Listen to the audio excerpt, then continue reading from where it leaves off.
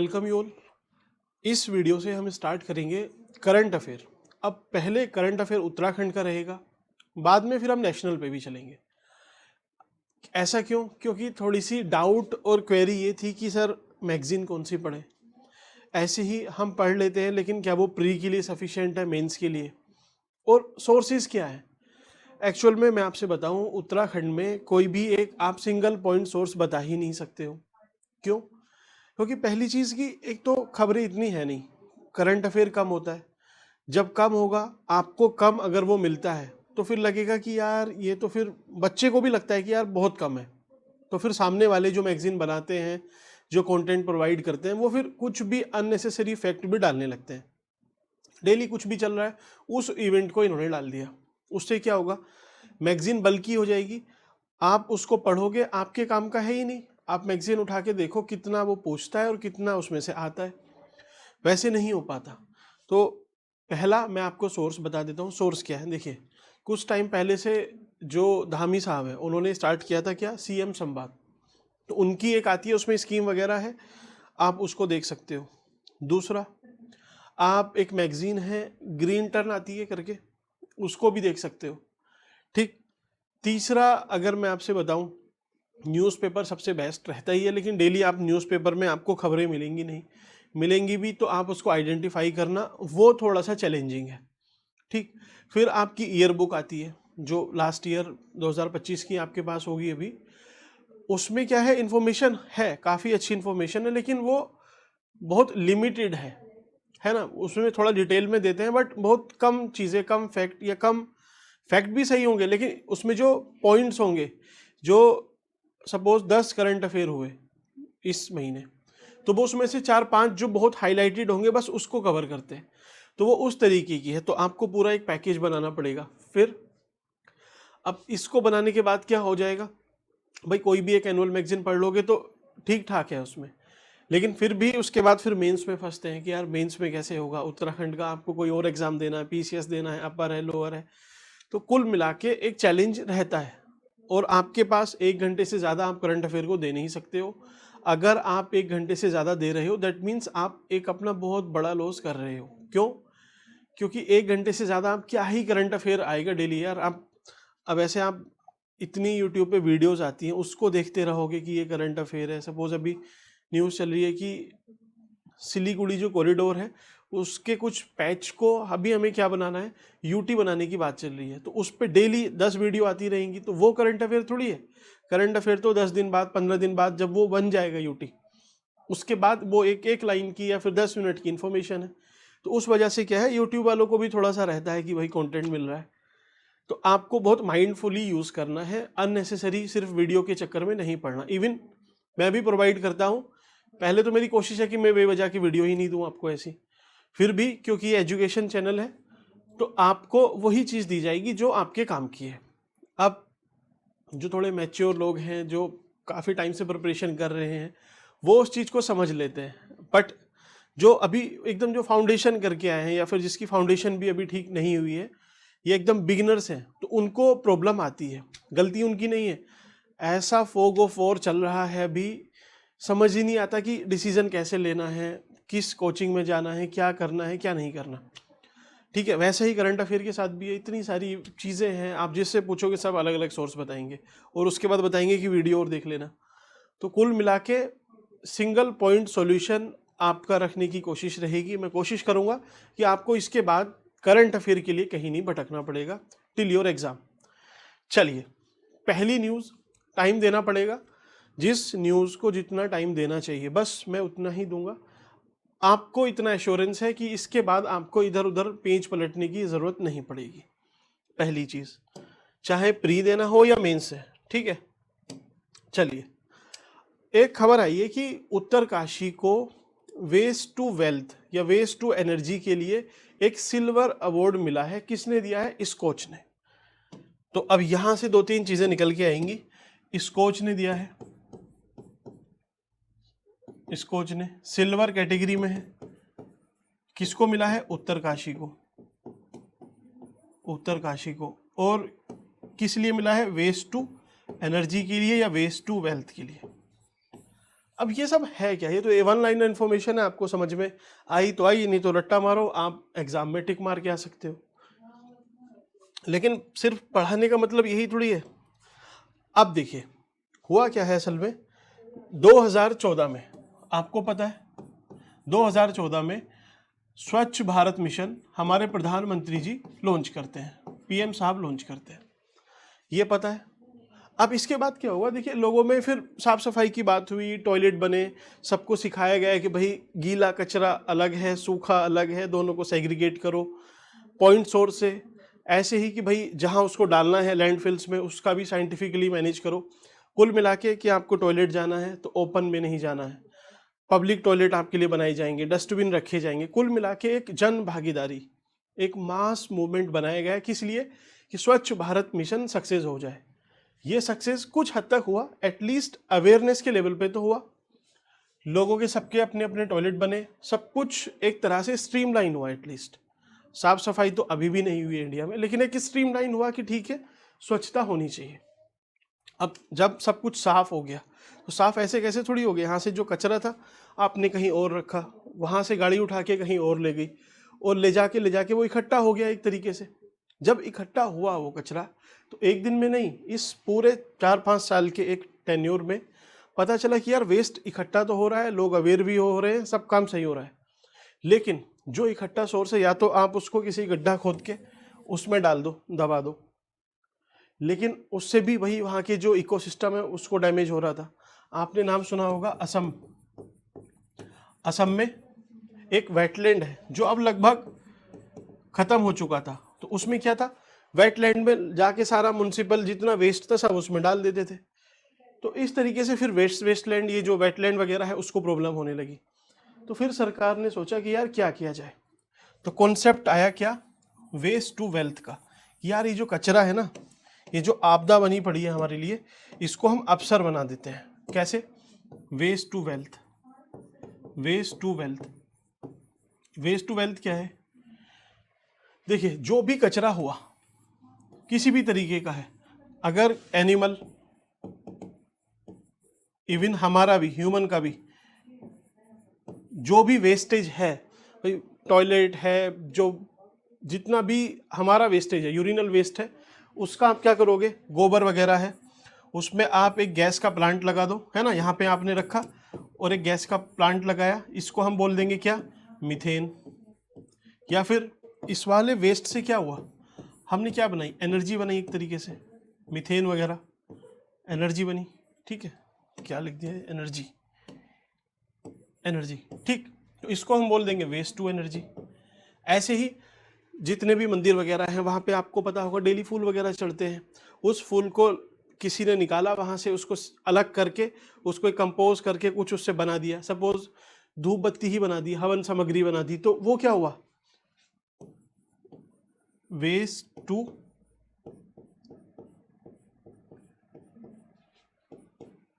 Compost,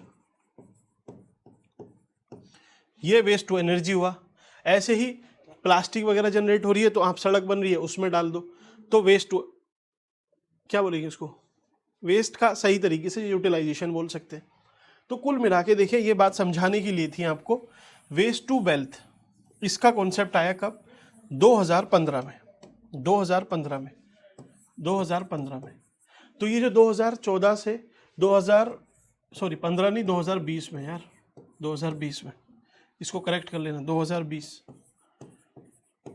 तो एक तरीके से, एक जो तरीका है उसमें यह है कि स्वच्छ भारत मिशन और जो वेस्ट टू वेल्थ का कॉन्सेप्ट है, ये दोनों एक ही चीज है, बस जो कचरा बना यहाँ पे उसका एक तरह से साइंटिफिक वैज्ञानिक साइंटिफिक मैनेजमेंट ही है क्या, वेस्ट टू वेल्थ, ये कॉन्सेप्ट, ठीक है। हमारे जो रोड ट्रांसपोर्ट मिनिस्टर हैं नितिन गडकरी साहब, वो डेली इस चीज के लिए बोलते रहते हैं। तो ये था वेस्ट टू वेल्थ, 2020 की बात है। उस टाइम पे सरकार मोदी जी सतत इनिशिएटिव लॉन्च करेंगे, अलग अलग मशीनें, आप सब्सिडी आपको मिलेगी। आप अगर कोई ऐसा बड़ा प्रोजेक्ट लगाते हो जहाँ पे आप वेस्ट को रिसोर्स में कन्वर्ट कर रहे हो, तो आपको सब्सिडी वगैरह मिलेगी, ग्रांट मिलेगी, लैंड पे कुछ छूट मिलेगी, टैक्स एग्जेम्पशन मिलेंगे, स्टैम्प ड्यूटी पे सारी चीज़ें मिला के आपको फ़ायदा मिलेगा। तो ये चीज़ चल रही थी। तो फिर इसमें उत्तरकाशी कहाँ से लिंक होता है? तो चलिए उत्तरकाशी का एक बार मैप ही उठा लेते हैं, क्या है।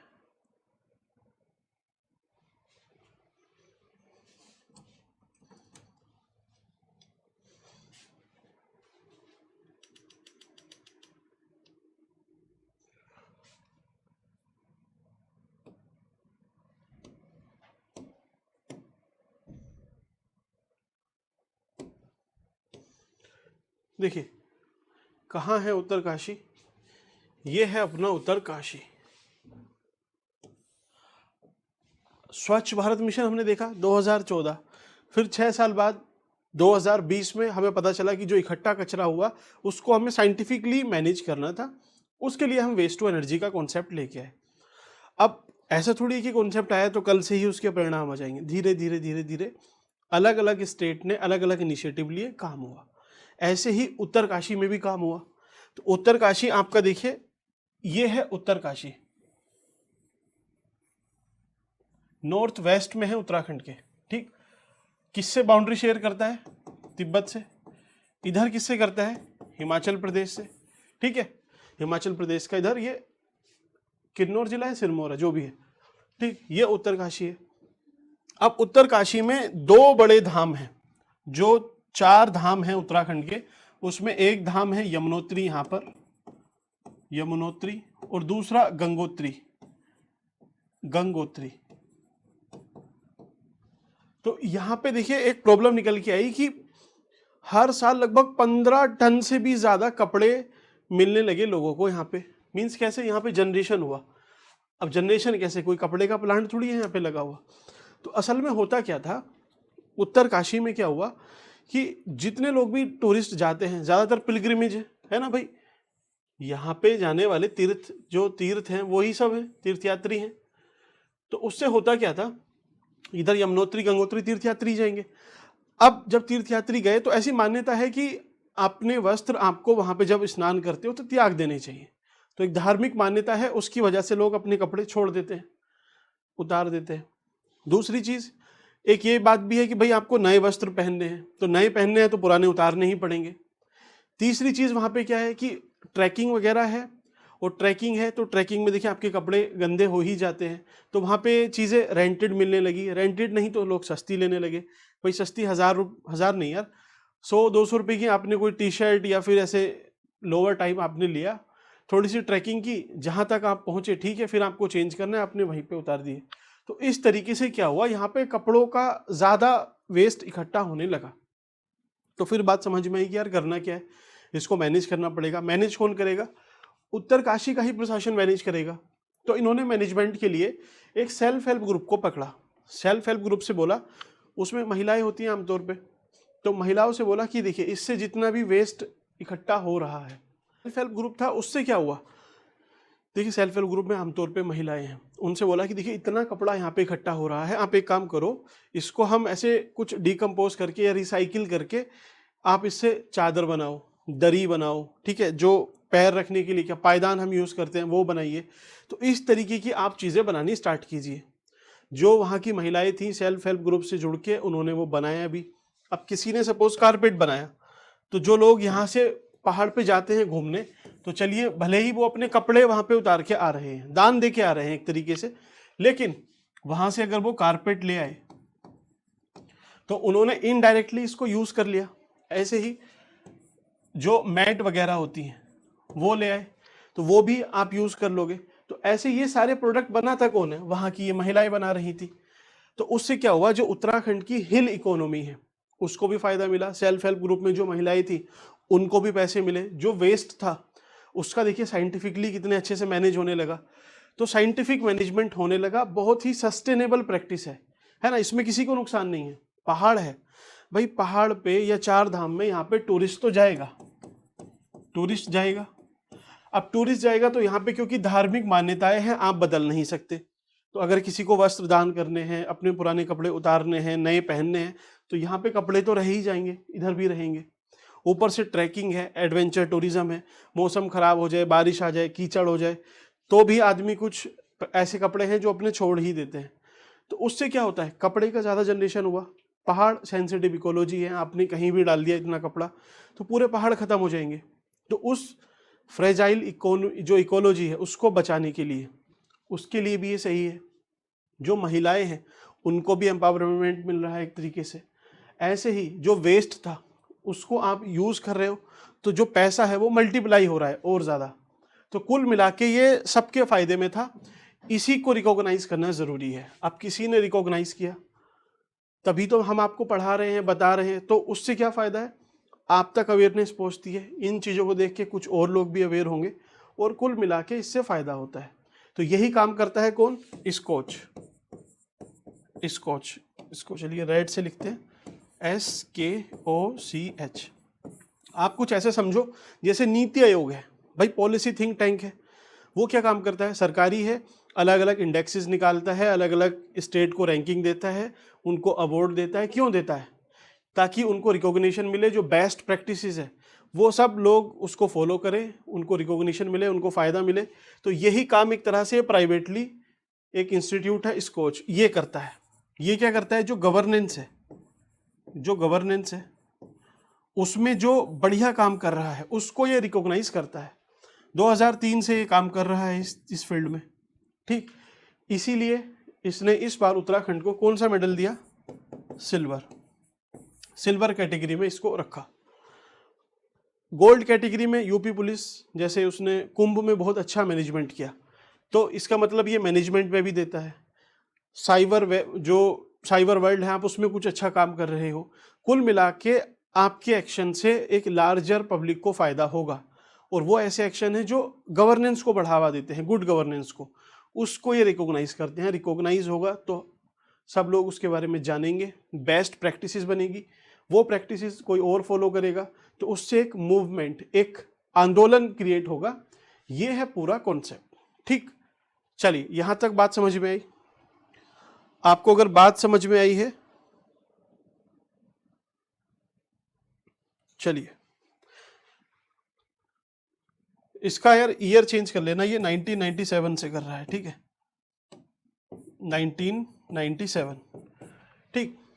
तो ये बात समझ में आई आपको, कुल मिला के ये सारी बात है।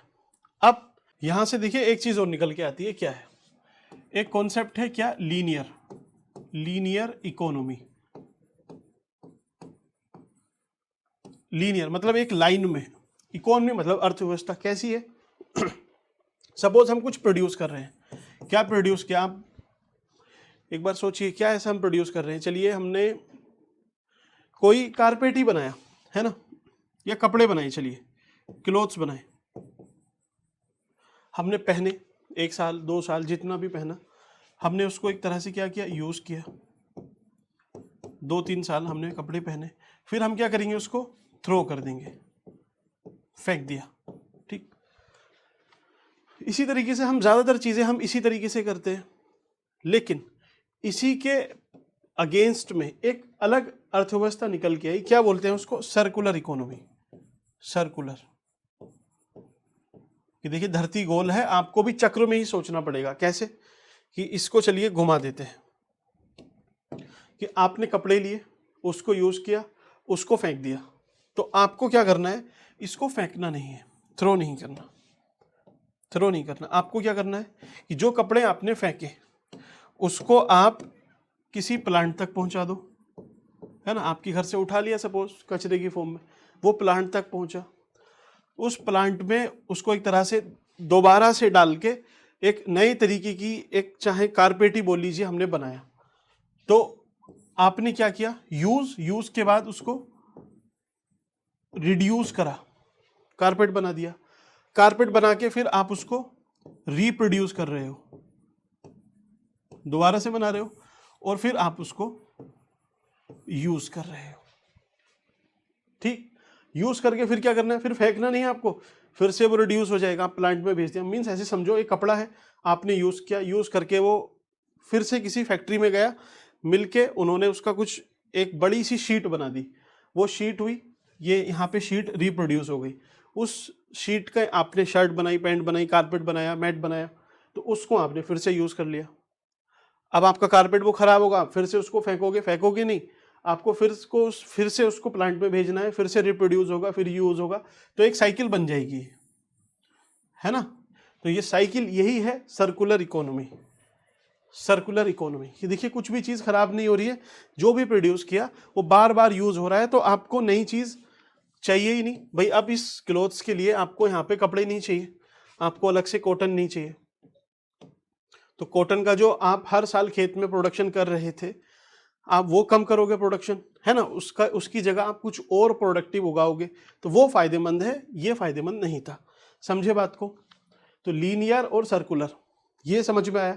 अब उत्तराखंड के कंटेक्स्ट में समझते हैं। देखिए उत्तराखंड में क्या है, उत्तराखंड में आप समझो लैंड कितनी है, लिमिटेड है भाई। पूरे उत्तराखंड में 86% पहाड़ है, 14% क्या है, प्लेन एरिया है। प्लेन एरिया तो पूरा इंडस्ट्रियलाइज्ड है, उस पर खेती वगैरह होती है, तो वहाँ तो कुछ स्कोप है ही नहीं। और जो पहाड़ है वहाँ पे टूरिस्ट जाता ही है, लिमिटेड लैंड है, टूरिस्ट का प्रेशर है। अब जो टूरिस्ट वहाँ पे वेस्ट जनरेट करेगा, नेचुरली ही करेगा, तो आप क्या उसको मना कर दोगे? नहीं मना करोगे। जो उसने प्रोड्यूस किया आप उसको कहीं पे चाहोगे कि आप इसको यहाँ पे डाल दो, इस लैंडफिल में डाल दो, तो पहाड़ पे आप जहां कहीं भी उसको डालोगे कचरे को, तो वो वहां की इकोलॉजी को तो अफेक्ट करेगा ही करेगा, उसको खत्म कर देगा। अब वहां पे खत्म करेगा तो धीरे धीरे धीरे धीरे बढ़ते बढ़ते वो सब कुछ खत्म हो जाएगा। तो अगर आप उसको सही तरीके से यूज कर लोगे तो एक तरह से चक्रीय अर्थव्यवस्था बन जाएगी। उत्तराखंड की जो इकोलॉजी है उसके लिए भी सही है, जो वहाँ की महिलाएं, सेल्फ हेल्प ग्रुप हैं, जो लोकल लोग हैं उनके लिए फायदे में है। वो नीचे आते हैं 10,000 रुपये के लिए, 20,000 रुपये के लिए, 30,000 रुपये के लिए, तो इतने पैसे के लिए वो ऊपर ही रुक जाएंगे अगर उनको वहाँ मिलेंगे तो एक तरह से रिवर्स माइग्रेशन स्टार्ट होगा। मीन्स आप अनलिमिटेड चीज़ों से इसको कनेक्ट कर दो जो भी आपके सिलेबस में है। अब सिलेबस में क्या है, कैसे यूज़ करना है, देखिए आपका जो स्पेशल पेपर है, यूके स्पेशल पेपर है सिक्स्थ में इकोनॉमी है, और इकोनॉमी में एक टॉपिक है सेल्फ हेल्प ग्रुप। जब भी आप सेल्फ हेल्प ग्रुप लिखो तो इसके बारे में लिखना कि इस तरह से उत्तरकाशी में ये हुआ और उसको स्कोच अवार्ड मिला सिल्वर कैटेगरी में। बहुत ज़्यादा मार्क्स बूस्टर हैं आपके लिए, तो कुछ अलग से नहीं पढ़ना, यही है केस स्टडी, यही है एग्जाम्पल। आपको यूज़ करना है कि भाई ऐसी सस्टेनेबल प्रैक्टिसेस क्या होंगी जो उत्तराखंड को सस्टेनेबल बनाए और ज़्यादा, तो ये उसमें से एक प्रैक्टिसेस है, आप इसको लिख सकते हो। और आप सोचिए सर्कुलर इकोनॉमी पे पूछ लेगा तो आप वैसे लिख ही सकते हो, कोई प्रॉब्लम नहीं है।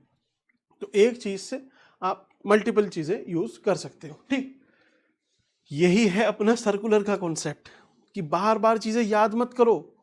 कहाँ से याद करोगे, जो याद किया है उसी को सर्कुलेट करते रहो, अलग अलग अलग अलग जितने भी टॉपिक हैं आपके सब में यूज़ करोगे। अब देखो आपको लग रहा हो कि यार ये तो फिर ऐसे कैसे हो जाएगा, मैं आपको बताता हूँ। GS1 है, GS2 है, GS3 है, आपका GS4 है, GS5 है, GS6 है, यही तो है ना, 6 पेपर है। पहले पेपर में आप बोलोगे कैसे यूज़ करना है, भाई पहले पेपर में आपकी सोसाइटी है, समाज है, तो ये सब काम जो हो रहा है समाज के पार्टिसिपेशन से ही तो है भाई। स्वच्छ भारत मिशन, उसके बाद जो अपना ये साइंटिफिक मैनेजमेंट है, वेस्ट टू वेल्थ है, वो क्या है, साइंटिफिक मैनेजमेंट है, सोसाइटी का पार्टिसिपेशन है, महिलाएं इसमें है, तो आप कहीं भी इसको लिख सकते हो। GS2 में क्या है, GS2 में आप समझो गवर्नेंस, कि गवर्नेंस अच्छी है, अगर आप उसको प्रमोट कर रहे हो तो इस तरह से आप सेल्फ हेल्प ग्रुप से कनेक्ट करके जो लोकल लोग हैं उनको फ़ायदा पहुंचा सकते हो, माइग्रेशन कम कर सकते हो। GS3 में क्या है, इकोनॉमी, आपको पैसे बढ़ाने हैं, तो पैसे बढ़ाने के लिए सबसे बढ़िया मॉडल भाई सर्कुलर इकोनॉमी है, जो सस्टेनेबल भी है और रेम्यूनरेटिव भी है, पैसे देने वाली भी है। GS4 में क्या है, इथिक्स है। इथिक्स में आप क्या करोगे, कुछ नहीं, पब्लिक पार्टिसिपेशन एक चीज़ आती है, public participation, good governance, ethical governance, उसमें यूज़ कर सकते हो कि देखिए लोग पार्टिसिपेट करते हैं, महिलाएं, वल्नरेबल सेक्शन, जब साथ में आते हैं काम करते हैं तो चेंज होता है। 5th में क्या है, पॉलिटी है, पॉलिटी में डिसेंट्रलाइजेशन आएगा, पंचायती राज आएगा, उसमें यूज़ कर लेना। GS6 में क्या है, इकोनॉमी है आपकी उत्तराखंड की, उसमें सेल्फ हेल्प ग्रुप पे पहुंचता है तो सेल्फ हेल्प ग्रुप से कनेक्ट, मीन्स कहीं भी इसको कनेक्ट कर लो, ठीक। पहली चीज़ समझ में आई, भूलोगे नहीं। तो हम दूसरी चीज़ पे चलते हैं। चलिए ये देखिए ये क्या कर रहे हैं, ये जो आलू वगैरह हैं, बड़े बड़े प्लांट में इसको यूज़ करके इसका चिप्स जो खराब आलू हो जाएंगे उससे कुछ और बनाएंगे उसको, मीन्स सर्कुलर ही बनाएंगे अलग अलग चीज़ें। ऐसे ही ये देखिए कचरा है, ये वेस्ट है, आपने इसमें डाला, इस वेस्ट से अभी देखिए क्या होता है, जितना भी कचरा है ना आपको लग रहा होगा यार क्या होता है इससे, इस कचरे का पता है क्या बनेगा, यहाँ पे दाना बन जाएगा, दाना, ये दाना। अब ये जो दाना है ये किसी फैक्ट्री में चला जाएगा, जो भी फैक्ट्री सपोज कोई गत्ता बना रही है, कोई कुछ और काम कर रही है, तो वहाँ चला जाएगा, या फिर किसी थर्मल पावर प्लांट में चला जाएगा, वहाँ पे इसको हम जलने में यूज़ कर सकते हैं, तो एनर्जी हो गई। तो मल्टीपल आप इसके यूज़ कर सकते हो।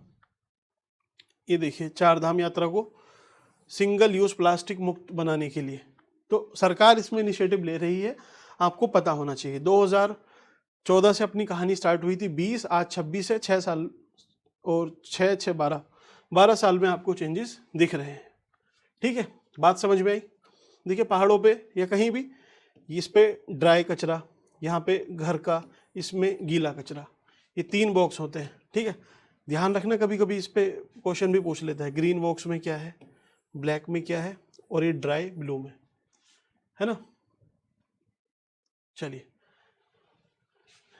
ये वेस्ट की हालत है पहाड़ पे जो कि नहीं होनी चाहिए। समझ में आया यहाँ तक?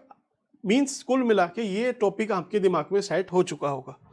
अब चलते हैं दूसरे टॉपिक पे। दूसरा टॉपिक क्या है? देखिए जो प्रेसिडेंट है हमारे, उन्होंने एक अवार्ड दिया जाता है, कलर अवार्ड, निशान भी बोलते हैं इसको, निशान। ये उत्तराखंड पुलिस को दिया है, उत्तराखंड पुलिस को।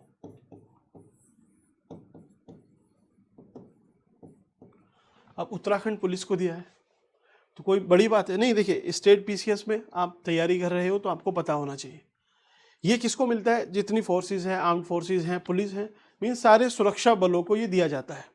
किस लिए दिया जाता है? कि उनके एक डिसिप्लिन के लिए, कर्मठता के लिए, कंसिस्टेंसी के लिए और साफ सुथरी ईमानदार ये सब छवि के लिए, काम के लिए दिया जाता है कुल मिला के। कब से दिया जा रहा है? तो 1952, 53, 54 उस टाइम से दिया जा रहा है। ठीक है, उत्तराखंड क्या पहला राज्य है जिसको मिला है? नहीं भाई, 16वें नंबर पे है। इसके पहले सबसे पहले मिला था यूपी पुलिस को, यूपी पुलिस के बाद दिल्ली पुलिस को, फिर सारी पुलिस को लगभग मिलते जा रहा है। उत्तराखंड को मिला तो आपको लग रहा होगा यार उत्तराखंड तो बहुत बढ़िया काम कर रही है पुलिस हमारी। चलिए आप मान सकते हो, थोड़े टाइम के लिए खुश हो जाइए।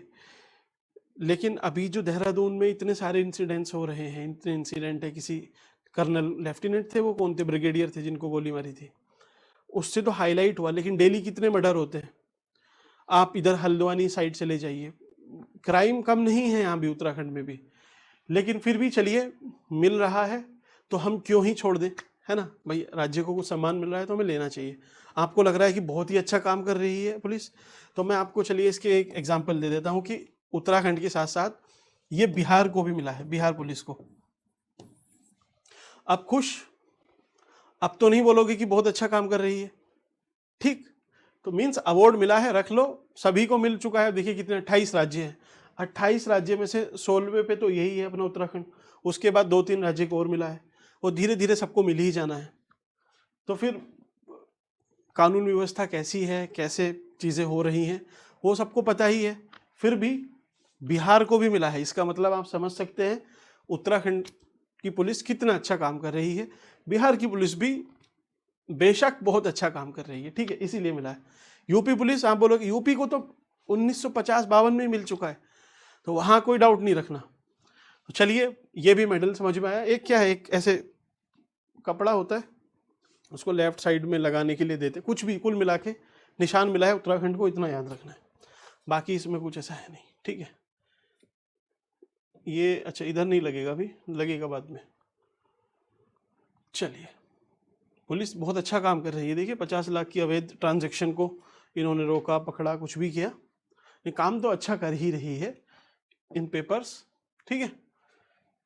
देखिए जो टूरिज्म के लिए लोग जाते हैं उनको बहुत ज़्यादा ये सुविधाएं प्रोवाइड करते हैं, धूप में खड़े रहते हैं, बहुत मेहनत का काम है ना। सच में एक चीज़ तो है, देखिए आप गाली दीजिए पहले कि भाई पुलिस सारी खराब है, जितनी मर्जी गाली दीजिए, लेकिन अभी भी पुलिस बनी हुई है। कुछ लोग हैं जो वहाँ जाते हैं, एफआईआर लिखवाते हैं।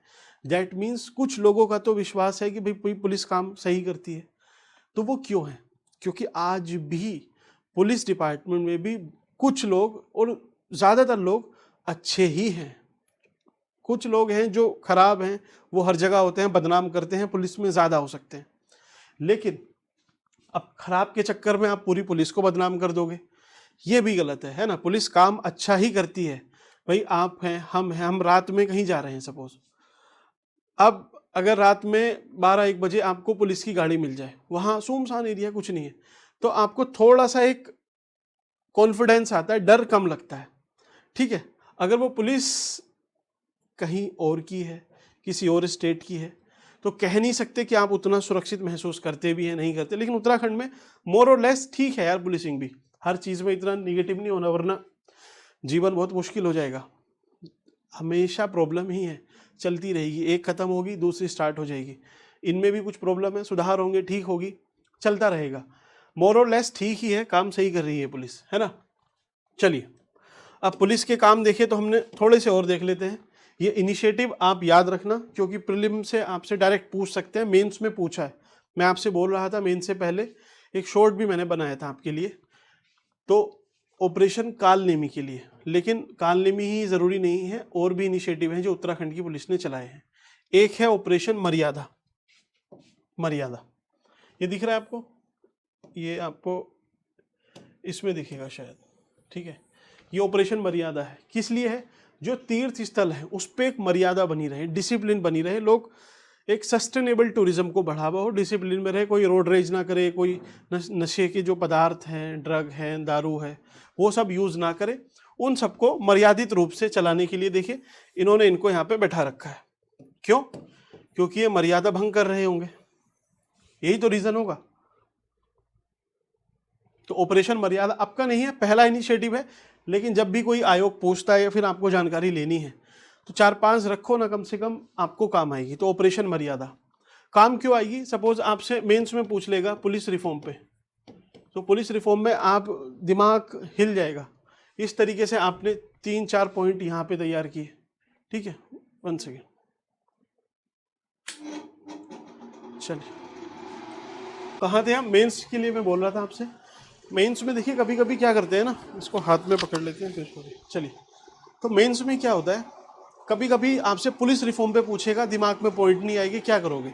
तो आप भाई ऑपरेशन मर्यादा, ऑपरेशन कालनेमी, 2-3 ऑपरेशन और हैं तो उनको याद, ऑपरेशन प्रहार, ठीक है, तो ऑपरेशन मुक्ति, तो ये 4-5 आप याद कर लोगे तो कभी भी लिख के आ सकते हो।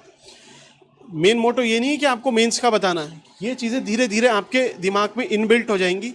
जब कभी भी ऐसे पुलिस रिफॉर्म या पुलिस के जो भी एक्शन है उस पर आएगा तो आप यहाँ से लिख सकते हो, बोल सकते हो, पहला फ़ायदा। दूसरा, आपसे डायरेक्ट पूछ ही ले कि ऑपरेशन मर्यादा किससे रिलेटेड है, तो ऐसा थोड़ी ना है कि करंट अफेयर मतलब इसी साल का पूछेगा, 2 साल 3 साल पहले पूछ लिया तो क्या आप बोल दोगे कि भाई इसने गलत किया, इतना पुराना पूछ लिया? नहीं। तो आपको सही तरीके से पूरा जो भी बैकग्राउंड है वो पता होना चाहिए, ठीक है। ऑपरेशन मर्यादा तीर्थ स्थल के लिए मर्यादा के नाम से आप समझ लोगे। ये था ऑपरेशन कालनेमी। कालनेमी, कालनेमी कौन था? राक्षस था जो साधु के वेश में आया था। तो देखिए ये साधु का इन्होंने चोला ओढ़ रखा है, लेकिन ये काम बहुत खराब करते थे। क्या काम करते थे? एक तो केस स्टडी है, ऋषिकेश में वो बैठते थे, और ऋषिकेश में क्या है, थोड़ा सा इंग्लिश एक्सेंट में बोलते थे। बाबा चोला पहन के बैठते थे आराम से, भगवा चोला। अब आप शक तो उन पे कर नहीं सकते हो, ऊपर से दाढ़ी वाड़ी बना के, और बेटा तेरा कल्याण होगा, तेरी कुंडली में शनि दोष है, शनि दोष है तो चल मैं तेरा फेस देख के बता सकता हूँ तेरी समस्या ये चल रही हैं। तो कुल मिला के एक आदमी को आ जाती है ओरा रीडिंग, 2-3 चीज़ें बताई, और वो 2-3 चीज़ें क्या है यार, मैं आपसे बताऊँ, मैं अभी 3-4 चीज़ें बताता हूँ, आपको भी लगेगा यार ये मेरी लाइफ में हो ही रहा है। पहली चीज़ कि आपके दिन खराब चल रहे हैं, आप बहुत परेशानी में हो, आपको बहुत टेंशन होती है। एग्री करोगे?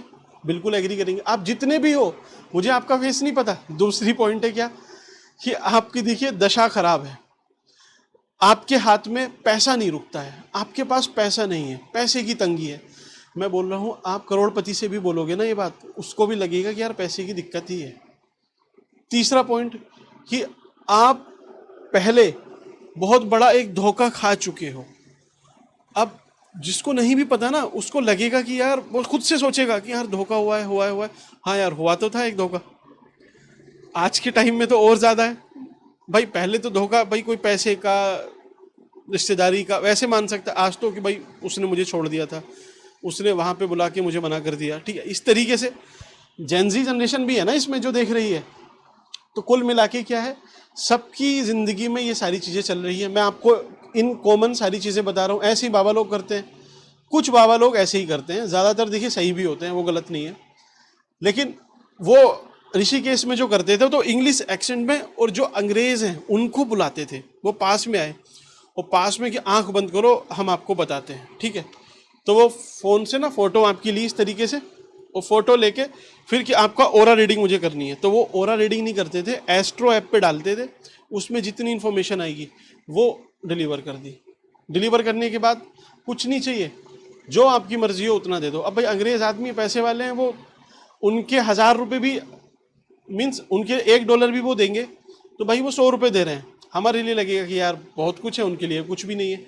तो इस तरीके से ये काम भी चल रहा था। इससे क्या है, एक निगेटिव छवि बनती है कि यार हम ऋषिकेश गए थे स्पिरिचुअल एंटरटेनमेंट के लिए, स्पिरिचुअलिज्म के लिए। ये सब ठगी चल रही है। और भी बहुत सारे हैं। एक तो डीजे का काम करता था, मेरठ का रहने वाला था, हरिद्वार में बैठ के, और क्या काम था उसका कि बाबा तेरा भला करेगा, ये है क्यूआर कोड, चाहे इसको स्कैन करके देख। तो उस पर नाम भी डाल रखा था भगवान, आप स्कैन करोगे तो उस पर भगवान दास करके नाम आता था कि भगवान का दास हूँ, कि देख बेटा ये भगवान का दास हूँ। आप हम लोग तो शायद फिर भी नहीं करें, लेकिन जो नॉर्मल लोग हैं भाई इतना दिमाग नहीं लगाते, ऊपर से कोई गया है परेशानी में तो दान कर देता है। दान कर दिया तो फिर उससे क्या है, हमारे लिए 10 रुपये, लेकिन जो वहाँ पे 1,000 लोग जा रहे हैं तो उसके तो ठीक ठाक काम हो रहा है। बदनामगी इससे हो रही थी, इस वजह से सरकार ने ऑपरेशन कालनेमी की, जितने भी ये बाबा लोग हैं इनकी धरपकड़ करो और इनको जेल में डालो। एक मैं आपको, चलिए इसलिए बता रहा हूँ एग्जाम्पल कि आपके कभी काम आ जाए। यमुनोत्री में क्या हुआ, यमुनोत्री धाम पे लोग जाते हैं दर्शन करने के लिए। तो 2 लड़के थे वो, उन्होंने बोला कि आपके सर वीआईपी दर्शन कराएंगे। मेरी नहीं है कहानी, किसी और की कहानी है। तो वीआईपी दर्शन के नाम पे आपको कुछ नहीं करना है, पैसे भी आपको विश्वास नहीं हो तो वहां जाके दे देना, लेकिन आप फिलहाल चलिए, हम बताते हैं आपको, बढ़िया दर्शन कराएंगे। अब जो धाम गया है उसे लगता है कि यार इतनी दूर गया हूँ, और जो यमुनोत्री धाम है वहां पे अगर सही तरीके से दर्शन नहीं हुए तो क्या ही फायदा हमारे जाने का। तो यार एक काम करते हैं, 1,000-500 रुपये लगते हैं, लग जाए, लेकिन दर्शन बढ़िया से करके आएंगे। 1,000-1,000 रुपये दे दिए उन दोनों ने। स्टार्टिंग में नहीं लिए, पहले वो चलते रहे कि चलिए हम आपको जल्दी से दिखाते हैं, बस आ गया मंदिर वहीं पे है, यहाँ पे है, ऐसे ऐसे करके कि अब देखिए यहाँ पे पर्ची कटवानी पड़ेगी, हमें नोट करना पड़ेगा, आप 1,000-1,000 रुपये दीजिए।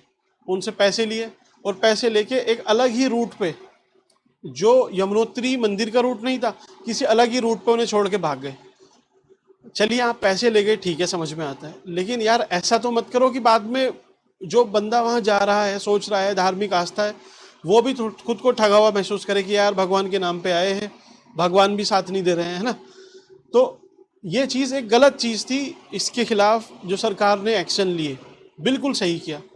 वरना ऐसा नहीं है कि भाई एक गवर्नमेंट है जो प्रो हिंदुत्व है, आप अगर आप बोले तो, क्योंकि मुझे बोलने में यहाँ पे क्या ही जा रहा है, पता है कि भाई प्रो हिंदुत्व है, लेकिन ऐसा भी नहीं है कि हिंदुत्व के नाम पे आप कुछ भी करोगे तो आपको बख्श रही है। इसलिए ये इनिशिएटिव थोड़ा सही लगा, कि वरना इन पे हाथ डालना थोड़ा सा मुश्किल था, है ना। आप खुद समझो, समझदार हो, इनको टच करना मुश्किल है, लेकिन फिर भी इस पे एक्शन हुआ, ये बढ़िया चीज़ है। ठीक है, तो ऑपरेशन काल नेमी आगे, ये तो माल्टा आ गया अपना। चलिए यहाँ तक समझ में आया। एक ऑपरेशन मुक्ति हो रहा है अपना, चलिए उसको भी देखते हैं। अपने जो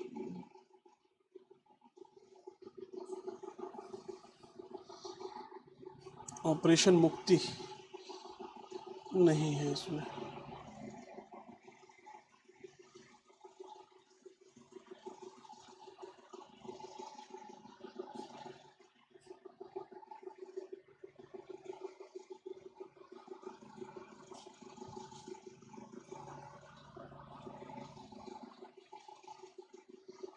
एक ऑपरेशन मुक्ति है, किस लिए? कि जो भी चाइल्ड बैगिंग है, जो बच्चों से एक तरह से भिक्षावृत्ति करवाते हैं, उनसे मुक्त कराने के लिए एक ऑपरेशन चलाया गया था। ये देखिए, ये अपने डीजीपी थे, डीजीपी साहब हैं, ठीक है, ठीक है। इसमें कहीं लिखा है ऑपरेशन मुक्ति, ये देखिए ऑपरेशन मुक्ति यहाँ पर लिखा हुआ है, ऑपरेशन मुक्ति। मुक्ति किस लिए है? ये बच्चे हैं कि भाई बच्चों को भिक्षावृत्ति नहीं, स्कूल का बैग, कि इनको शिक्षा दी जाए, ठीक। तो यहाँ तक आपको समझ में आए? 3-4 ऑपरेशन आपको समझने हैं। एक ऑपरेशन है ऑपरेशन प्रहार, ऑपरेशन प्रहार, ऑपरेशन प्रहार। प्रहार क्या है? कि भाई आपको प्रहार करना है, एक्शन लेना है, किस पे? क्राइम पे। तो anti crime, anti crime operation. ये कब चला? देखिए अभी देखना, देहरादून में रोड रेज के कितने सारे इंसिडेंट थे। एक ब्रिगेडियर साहब थे जिनको गोली लगी थी, बार में इतने झगड़े, मींस इतना ज़्यादा क्राइम हो रहा था। कुछ प्रॉपर्टी डीलिंग, आपने सिल्वर सिटी सुना होगा देहरादून में, जो सिल्वर सिटी सिनेमा हॉल है उसके पास में किसी को शूट किया था, उसकी मींस इतने ज़्यादा इंसिडेंट हुए थे। इसीलिए सरकार ने ऑपरेशन प्रहार चलाया, पुलिस ने, कि भाई आपको एक्शन स्ट्रिक्ट लेना पड़ेगा। इसमें क्या किया सरकार ने या पुलिस ने? कि भाई पहले जाके जो लोग आए हुए हैं बाहर से, पीजी पे या किराए पे रह रहे हैं, उनकी वेरिफिकेशन की। उसके बाद जो गाड़ी चल रही है भाई उसमें कौन लोग हैं, कहाँ का नंबर है, कोई दारू वारू तो नहीं पी रखी है, उसको टेस्ट करना। उसके बाद अगर कोई केस हो जाता है तो उसके पूरे तार जोड़ना, पूरे नेटवर्क को ख़त्म करना। तो एंटी क्राइम है, इतना याद रखना। पुलिस के लिए आपको सफिशिएंट है। धीरे धीरे विद टाइम जैसे और ऑपरेशन होते रहेंगे, हम ऐड करते रहेंगे, इन्फॉर्मेशन मिलती रहेगी। दूसरी इन्फॉर्मेशन आपकी कवर हुई, ठीक। चलिए,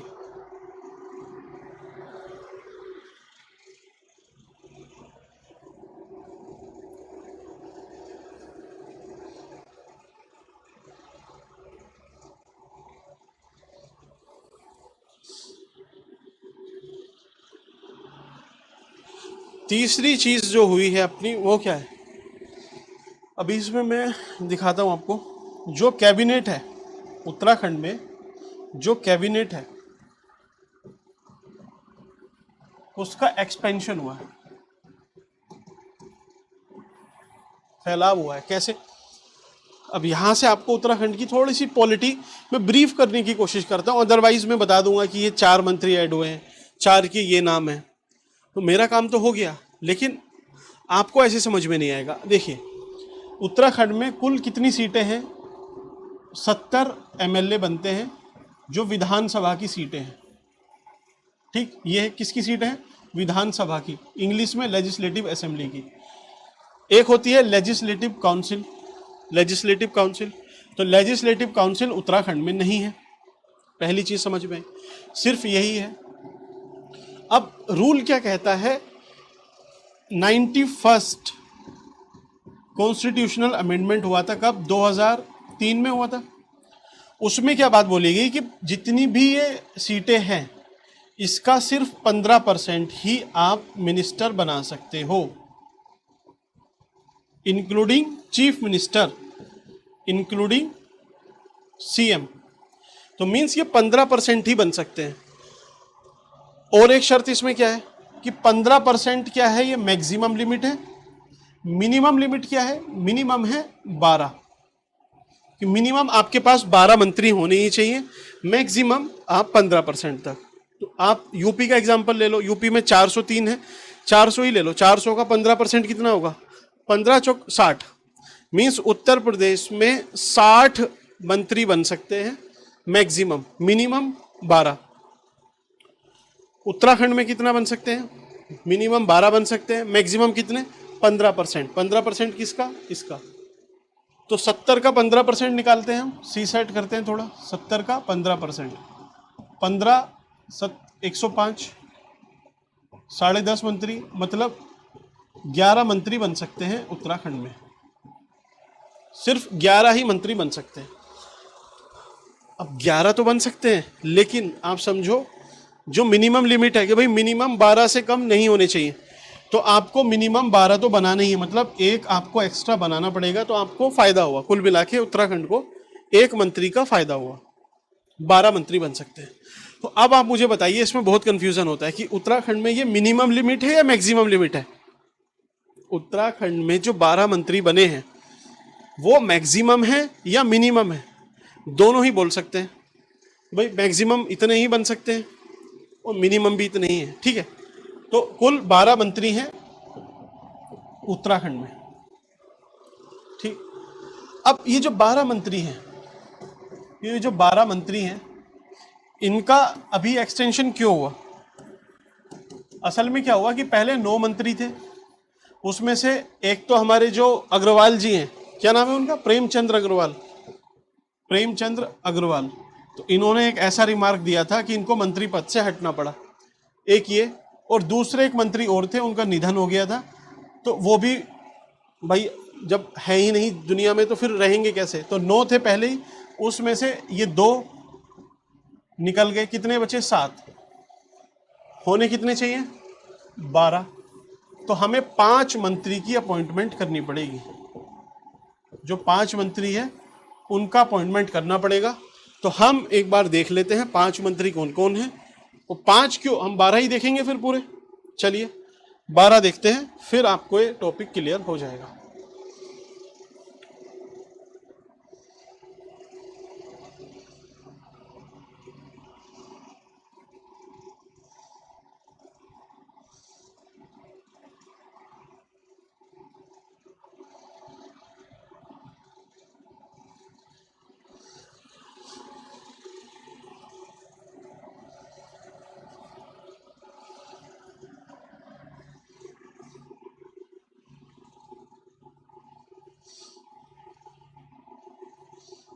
देखिए सबसे पहले, जानते हो आप इन्हें, क्या नाम है इनका, सतपाल महाराज जी, ठीक। ये कहाँ से आते हैं, चौबट्टा खाल इनकी कॉन्स्टिट्यूएंसी है। इतने सारे इनके पास पोर्टफोलियो है, याद रखने की जरूरत नहीं है, बस चौबट्टा खाल से आते हैं, याद रख लेना कौन है, सतपाल महाराज। दूसरे हैं हमारे गणेश जोशी जी, ये गणेश जोशी जी हैं, कहाँ से आते हैं, मसूरी से। वो घोड़े वाला कांड आपने सुना है, नहीं सुना होगा आपने उस टाइम पे, काफ़ी पुरानी बात है। चलिए गणेश जोशी जी, ठीक, कहाँ से, मसूरी से आते हैं। और इनके बाद है धन सिंह रावत, श्रीनगर से आते हैं। तो इनका नाम, वो जो बोलते हैं ना नाम काम के अनुसार होना चाहिए, इनका काम के अनुसार ही नाम है ना। भाई देखिए एजुकेशन के कितने सारे डिपार्टमेंट हैं, मिनिस्ट्रीज हैं, तो धन भी है इसमें, है ना, पर्चा वर्चा लीक हो जाए। धन सिंह रावत श्रीनगर से आते हैं। फिर आते हैं सुबोध उनियाल जी, इनका भी एक रिमार्क अभी चलता है, थोड़ा सा गलत इन्होंने बोल दिया था, फिर भी नरेंद्र नगर से आते हैं, जहाँ पे आपकी पुलिस की ट्रेनिंग होती है ना। रेखा आर्या सोमेश्वर से, ये विधायक है और अब मंत्री भी हैं। सौरभ बहुगुणा जी सितारगंज से आते हैं, ठीक। खजानदास जी कहाँ से, राजपुर रोड से। भरत सिंह चौधरी रुद्रप्रयाग से। श्री मदन कौशिक हरिद्वार से, पंचायती राज वगैरह इनके पास ही है सब, ठीक है। मैं इधर आ जाता हूँ, फिर कभी आपको फेस नहीं दिखे। प्रदीप बत्रा जी कहाँ से हैं, रुड़की से बिलोंग करते हैं, बिलोंग नहीं, इनकी कॉन्स्टिट्यूएंसी है। और श्री राम सिंह केरला भीमताल से, ठीक। तो बाद में जो नाम ऐड हुए होंगे यही सारे हैं, 3 4 ये वाले ही होंगे, यहाँ से लेके नीचे तक। अब एक चीज़ मज़ेदार आपको दिखाऊं, देखिए आप बोलोगे कि ये तो 11 ही है, इधर दिख रहा है 11, इधर ये आपको 11 दिख रहा है, 11 ही मंत्री हुए, लेकिन होने कितने चाहिए, 12। तो जो लिमिट कहती है कि council of minister including prime minister, नहीं इंक्लूडिंग चीफ मिनिस्टर, इतना ही होना चाहिए। तो इसमें एक सीएम साहब भी जब आएंगे हमारे, धामी साहब, तो ये 12 हो जाएंगे, ठीक है। यहाँ तक क्लियर। अब जो नए ऐड हुए हैं उनका नाम देख लेते हैं।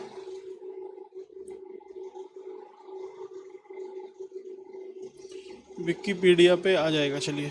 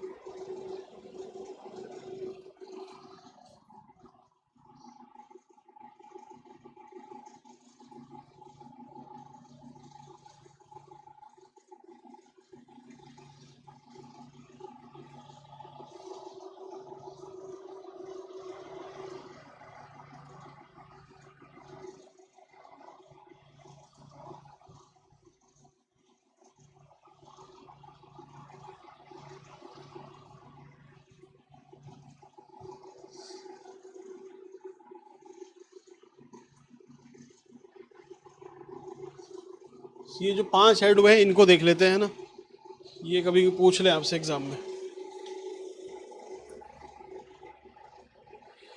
देखिए, भरत सिंह चौधरी, खजान दास, मदन कौशिक हरिद्वार से, प्रदीप बत्रा रुड़की से और राम सिंह खेरा भीमताल से, ये 5 नए मंत्री बने हैं। ठीक, 5 ये नाम याद रखना। चलिए, ये हुआ आपको कैबिनेट का एक्सपेंशन हुआ था, तो कभी पूछ ले आपसे। ठीक है, यहां तक कोई दिक्कत? आगे बढ़े।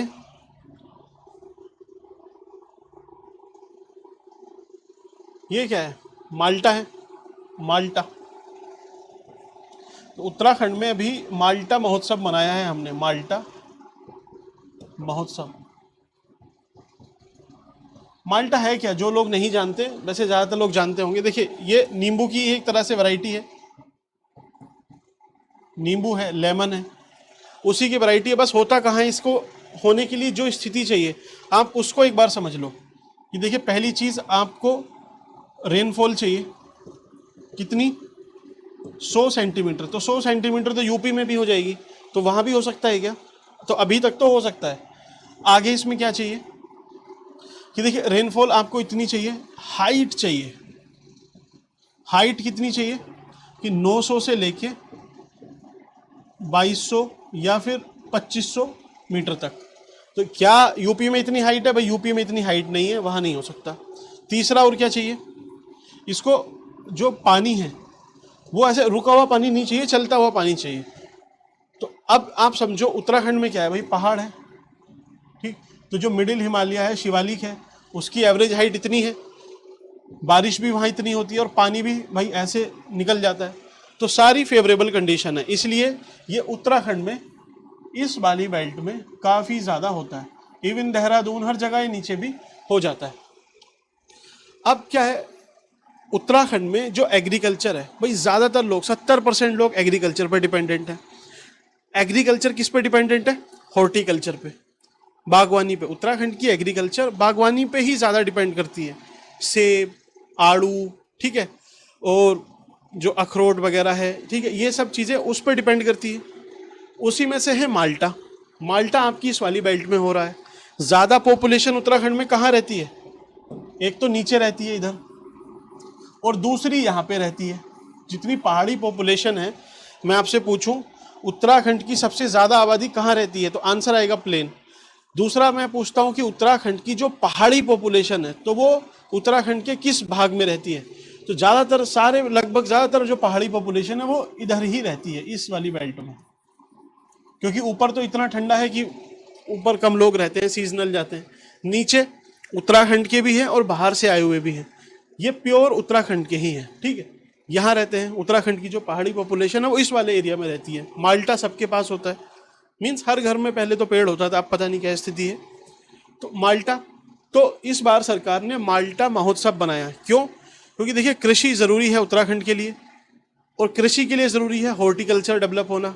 हॉर्टिकल्चर में एप्पल वगैरह पे काम बढ़िया चल रहा है, तो ज़रूरी है हमारे लिए माल्टे को भी और ज़्यादा प्रमोट करना, क्योंकि इसके लिए फेवरेबल कंडीशन है उत्तराखंड में। ठीक, उससे क्या होगा कि देखिए, जो फीमेल है, इसका आप क्या भाई जूस बना सकते हो, जैम बना सकते हो, और उसको जब जैम बनेगा आप बाहर उसको ज़्यादा टाइम के लिए रख भी सकते हो, ट्रांसपोर्ट कर सकते हो, ज़्यादा पैसे भी मिलेंगे। यार, एक माल्टे की कीमत कितने रुपए होगी आप बताइए? हार्डली 5 रुपए का एक माल्टा होगा। लेकिन इसी माल्टे को मैं अगर प्रोसेस कर देता हूँ, है ना, इसका सपोज कोई केचप बना दिया, जूस बनाया, कुछ और जैम वगैरह बना दिया इसमें, तो यही बोतल 100 रुपये की हो जाएगी, इसकी, इसी से बनी हुई बोतल। तो इस 5 के आपको 100 रुपये मिल जाएंगे, वैल्यू एडिशन हो जाएगा, ज़्यादा दूर तक ट्रांसपोर्टेशन होगा, एक रिकॉग्निशन होगा। तो इन सबको बढ़ाने के लिए माल्टा महोत्सव मनाया गया उत्तराखंड में। कुछ फ़ोटो थी, बट चलिए, ये हमारे धामी साहब हैं, तो ये देखिए, सीएम साहब माल्टा खरीद रहे हैं। ठीक है, तो एक तरह से प्रमोशन था, प्रमोशन हुआ भी, और अच्छी चीज़ है। सरकार इन चीज़ों को अगर पुश करती है किसानों की, तो अच्छी चीज़ें हैं। कुल मिला के हमने कितनी न्यूज़ पढ़ी आज? 5। पहली क्या थी? सबसे पहले हमने देखा स्कोच अवार्ड, दूसरा पुलिस के बारे में देखा कि पुलिस रिफॉर्म क्या है। तीसरा कैबिनेट का देखा। चौथा माल्टा देखा। और पांचवी न्यूज़ क्या थी? पांचवी न्यूज़ आपकी पुलिस में ही इनबिल्ट थी। पुलिस को जो निशान मिला है, जो वो तिरंगा मिला है, प्रेसिडेंशियल मेडल मिला है, वो वाली न्यूज़ थी। तो 5 न्यूज़ आपकी इस वीडियो से कवर हुई। वीडियो अगर आपको ये सही लगी, आप चाहते हैं कि रेगुलर ऐसी ही वीडियो आती रहे, तो आप लाइक कर सकते हैं, शेयर भी कर सकते हैं, और फ्री ऑफ कॉस्ट ये अपना इनिशिएटिव ऐसे ही चलता रहेगा। बस आप लोग इसमें सपोर्ट कीजिए। Thank you.